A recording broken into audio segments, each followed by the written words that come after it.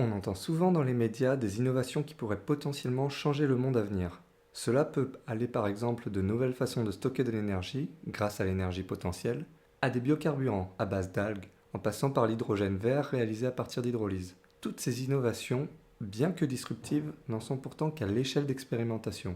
Et seul l'avenir nous dira lesquelles arriveront à percer pour atteindre l'échelle de production industrielle. Je viens de terminer un livre qui se nomme Crossing the Chasm, ou Franchir le fossé en français.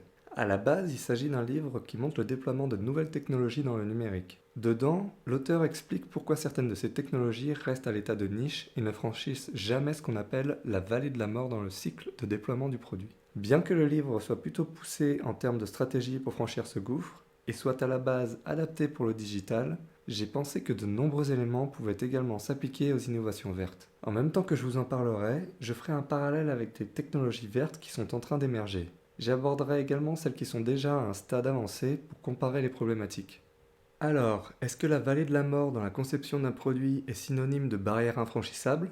Quels sont les éléments qui pourraient permettre de faciliter cette transition entre l'échelle de niche d'un côté et celle de production de masse de l'autre? C'est ce que nous allons voir dans cette vidéo.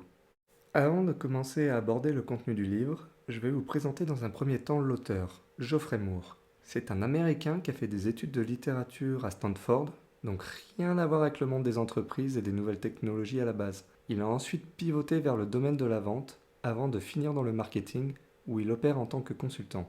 Il a conseillé de nombreuses entreprises connues, comme par exemple Salesforce, Microsoft et Google.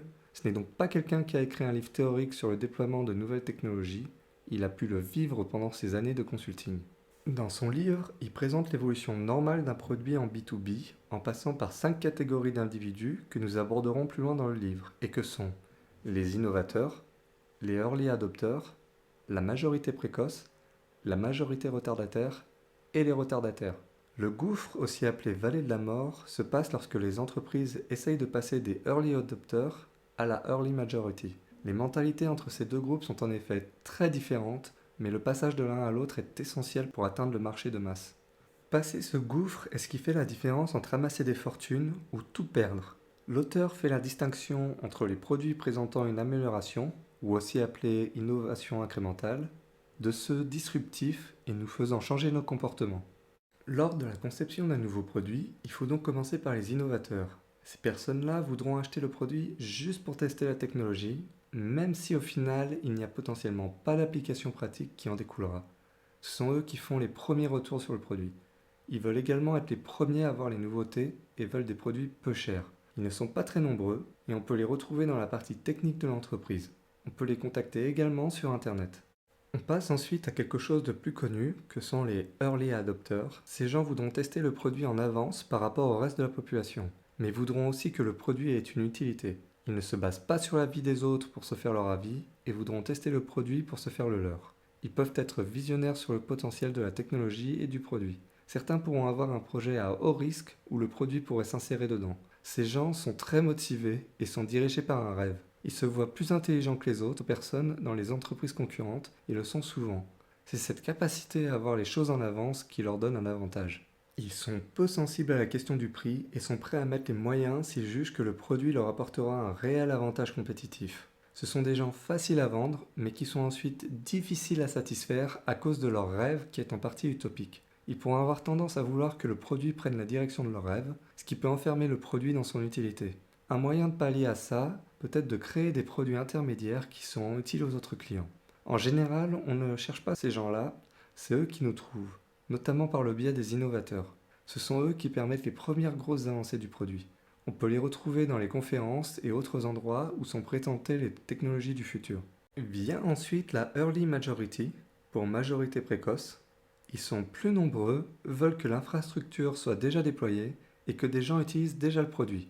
Ils ont un sens pragmatique plus développé que les early adopters et ça jouera grandement quand on abordera la vallée de la mort. Ils savent que beaucoup de ces nouveautés sont des effets de mode, ils ne passeront pas l'étape de l'échelle de masse. Ils sont donc prêts à attendre un peu pour savoir s'il s'agit juste d'un effet de mode ou bien si l'innovation est là pour rester. Ils voudront voir des experts s'en servir pour valider le produit. Ce segment représente environ un tiers de la population.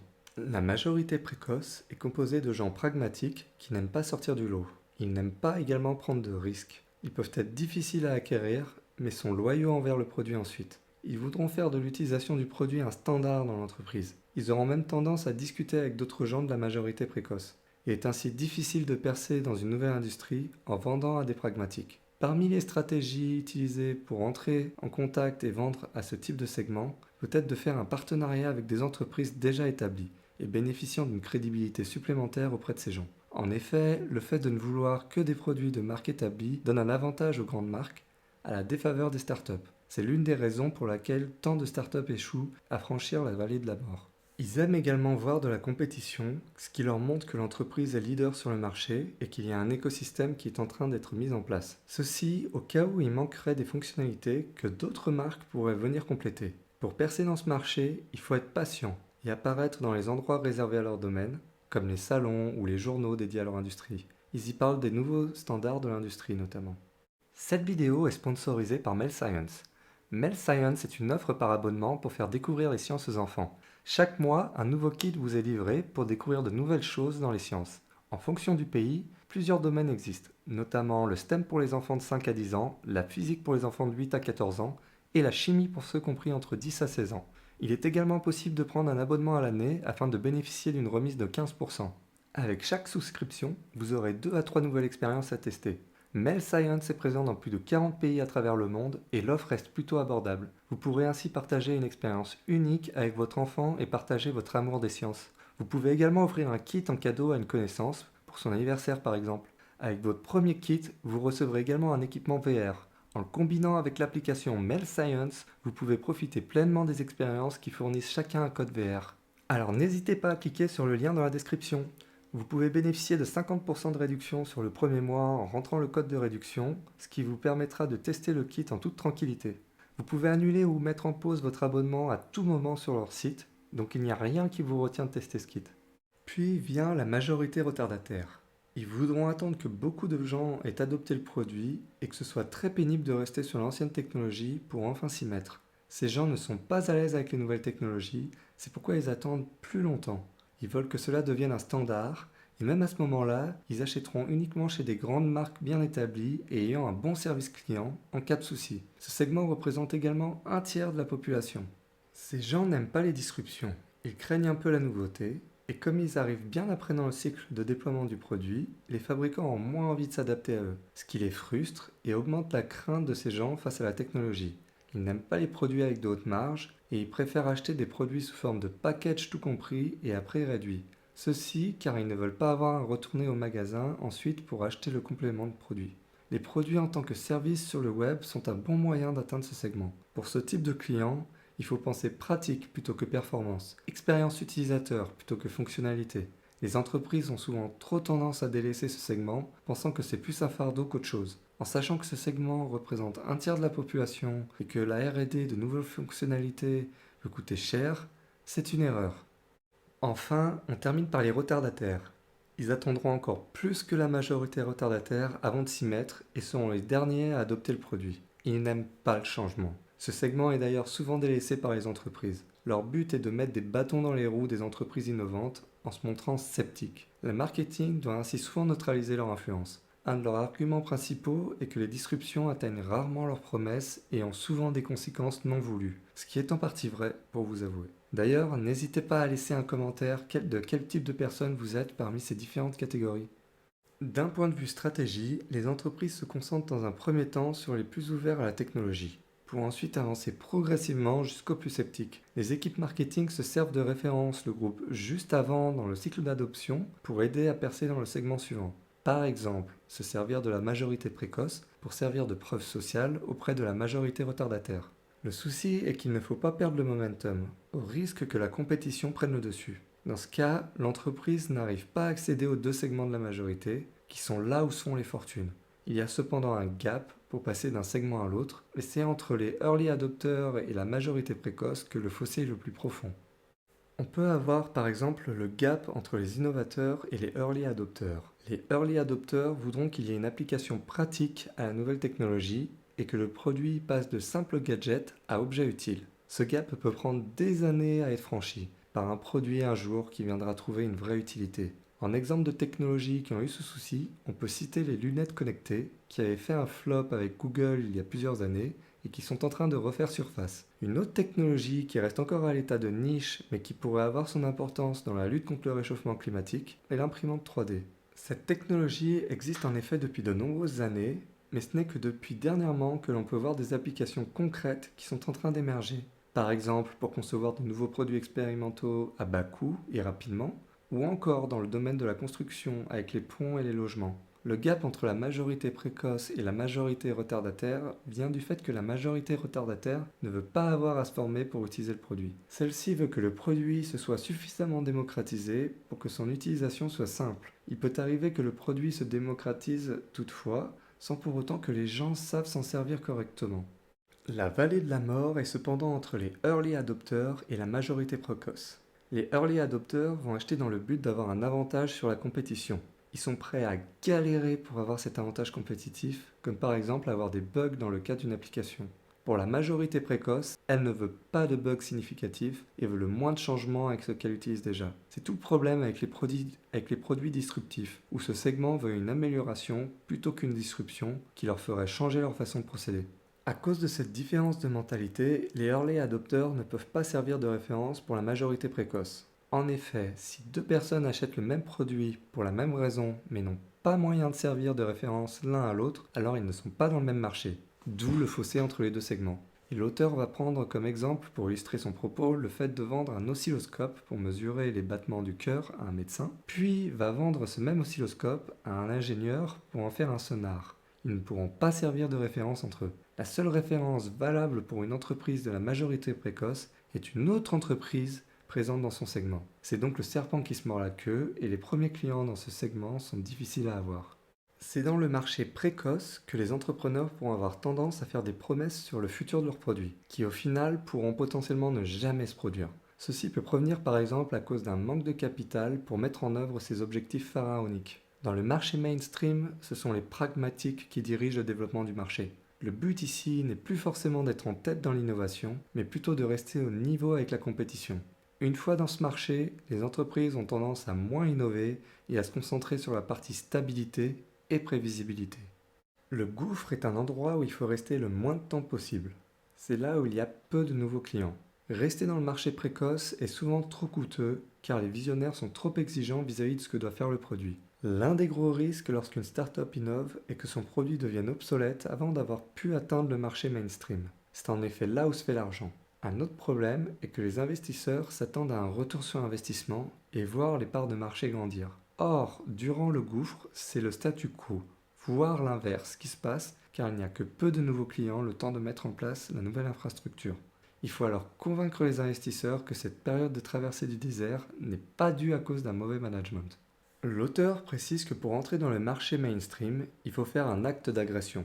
En effet, les entreprises déjà présentes sur le marché voudront défendre leur chasse gardée et se battront pour décrédibiliser le nouveau produit. Les prospects seront quant à eux sceptiques vis-à-vis de la nouvelle solution. Il utilise alors la comparaison à la libération de la Normandie par les Américains durant la Seconde Guerre mondiale. Il indique que pour vaincre le marché mainstream, il faut commencer par une niche spécifique du marché où il est possible de dominer ses compétiteurs. Le but est alors de devenir le leader de celle-ci. Si l'on reprend l'exemple de Tesla, on peut constater que c'est ce qu'ils ont fait. Ils se sont concentrés sur les véhicules électriques haut de gamme et ne se sont attaqués au marché global que récemment. Une fois la niche acquise, il faut alors se servir de cette acquisition de clients pragmatiques comme preuve sociale pour ensuite aller s'attaquer à d'autres marchés de niche et gagner en importance. Lors de la percée dans la niche, il faut présenter beaucoup de support client afin de faciliter la transition vers la nouvelle solution. Le but est alors de présenter une solution globale avec les à côté qui viennent compléter le produit. L'auteur parle de solution globale pour définir ce package. Le produit n'est ainsi qu'un élément parmi tant d'autres dans la solution proposée. Comme le support au client peut être très coûteux, le fait de rester dans la niche, le temps d'adapter la solution aux besoins du client est essentiel. Comme il s'agit d'un nouveau marché, utiliser des données ne sera pas pertinent. Il recommande alors de prendre une décision basée sur une intuition informée, plutôt qu'en utilisant une analyse pouvant sembler raisonnée, mais se basant sur des chiffres bidons. Il poursuit en conseillant de se faire une représentation de ses clients idéaux. Il conseille également de chercher les clients dont le point de douleur est le plus important, afin que l'envie d'essayer de nouvelles solutions soit la plus importante possible. Dans l'idéal, il faut même viser des niches sans compétition bien établie, et idéalement pas trop grosses. Comme le client dans le marché mainstream veut un package pour son produit, il faut comprendre ce que signifie la solution globale à ses yeux. Dans le marché précoce, le marketing se concentrait sur le produit en lui-même, qui n'est plus autant le cas dans le marché mainstream. Pour construire cette solution entière, plusieurs possibilités existent. La créer soi-même, la plus basique, nouer des partenariats avec des entreprises pour compléter le produit vendu. Souvent, les partenariats ne fonctionneront pas car les cultures d'entreprise et le fonctionnement dans la prise de décision seront trop importantes. Il y a également un risque qu'une des entreprises du partenariat touche une part des bénéfices disproportionnée par rapport à l'autre. Et enfin, faire l'acquisition d'une entreprise proposant des services complémentaires aux produits et souhaités par les prospects. Mais avant de continuer, je tenais à vous demander une chose. Si vous aimez le contenu que je produis, n'hésitez pas à vous abonner à la chaîne et à laisser un pouce bleu afin d'aider à promouvoir ces vidéos éducatives. Lors de l'étape de la définition de la bataille, l'objectif est de connaître sa compétition. Cependant, comme il s'agit d'un nouveau produit, avec potentiellement un nouveau marché, la compétition n'existe pas forcément. Il faut alors la créer, car sinon, s'il n'y a pas de compétition, il n'y a pas de marché. Il faut alors comparer le produit disruptif à des solutions existantes, dont le pragmatique est déjà familier, et à ce moment-là, le nouveau produit doit clairement montrer que c'est la solution à avoir. L'auteur recommande alors de choisir deux compétiteurs, un servant d'alternative de marché et un d'alternative de produit. Concernant l'alternative de marché, il s'agit en général d'un produit utilisé depuis longtemps mais moins bien. Si on reprend l'exemple des voitures électriques, on peut prendre pour exemple n'importe quelle marque de voiture thermique. Et pour l'alternative de produit, il s'agit d'un autre produit qui essaye de disrupter le marché dans son ensemble, pas juste la niche. Le compétiteur est cependant moins bien pour la niche en question. Le but est alors de montrer que ce n'est pas juste un nouveau produit issu d'une lubie. Dans le cas des voitures électriques, on pourrait donner l'exemple des voitures à hydrogène. Bien qu'elles essayent de disrupter aussi les voitures thermiques, leur développement reste à un stade embryonnaire.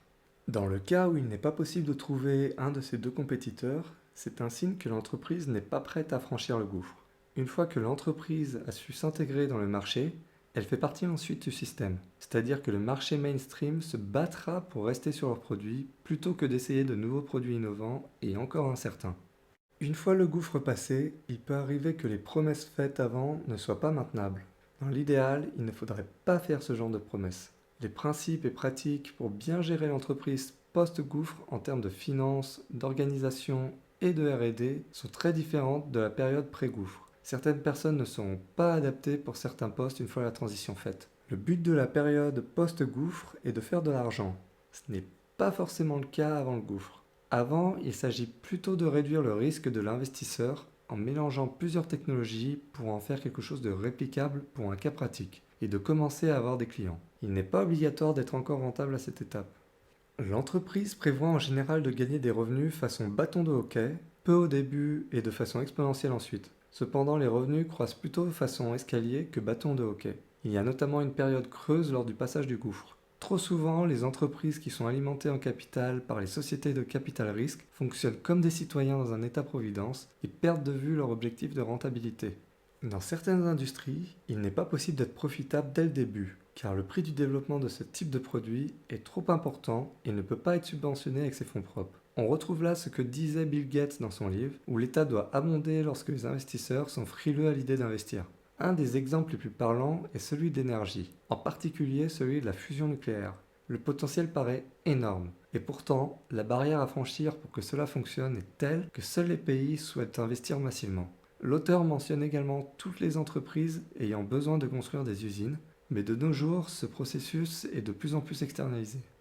Bien que le livre présente le processus pour franchir la vallée de la mort, il ne parle que de produits digitaux. Je pense qu'il est donc bien de préciser également d'autres freins qui peuvent survenir et qui sont plus adaptés au monde industriel. Il peut y avoir par exemple des problèmes techniques. Il est possible que la solution présentée dans le laboratoire soit viable techniquement et économiquement à petite échelle, mais ne le soit plus à grande échelle. Il peut y avoir également des problèmes réglementaires. Bien que la conception du produit soit possible dans le laboratoire, il est possible que les normes et règles en vigueur soient un trop grand frein au déploiement de masse. Il peut y avoir également des problèmes de supply chain. Les éléments utilisés pour la conception du produit peuvent être obtenus en petite quantité, mais ne peuvent pas l'être pour des volumes importants. On peut penser aux terres rares par exemple. Et le stockage des produits peut également être un frein. Le fait que certains pays fournissent principalement certains éléments peut également impliquer des risques pour l'approvisionnement. Il peut y avoir également des coûts de changement, et ceux-ci peuvent être plus importants dans l'industrie. Et enfin, on peut avoir également des problèmes sur le manque d'investissement, bien qu'ils peuvent être présents également dans le domaine du numérique, ceux-ci sont en général plus conséquents dans l'industrie. Dans cette vidéo, nous avons pu voir comment fonctionnait le cycle de produits en B2B. Bien que ce cycle soit à la base destiné aux produits digitaux, on peut faire de nombreux parallèles avec ceux de l'industrie. J'ai voulu faire cette vidéo car avec l'intelligence artificielle et bientôt l'aide de l'informatique quantique, le rythme des innovations va s'accélérer. Il est donc essentiel de comprendre, que ce soit pour les entrepreneurs, mais également pour les individus voyant de nombreux produits, où celui-ci se trouve dans le processus. Cette vidéo sera complétée d'une autre vidéo traitant des innovations et qui sera probablement l'une des plus importantes que je pourrais faire. Mais ça, ce sera pour une prochaine fois. Voilà, j'espère que cette vidéo vous a plu. Si vous avez aimé, n'hésitez pas à laisser un like ou un commentaire et j'y répondrai avec grand plaisir. Si vous écoutez l'émission en podcast sur Spotify ou Apple Podcasts, n'hésitez pas à laisser une bonne note. Je rappelle également qu'il y a la newsletter qui permet de rester en contact et d'être en courant des dernières innovations technologiques et scientifiques dans le domaine de l'environnement. Et sinon, je vous dis à une prochaine pour une autre vidéo. Ciao!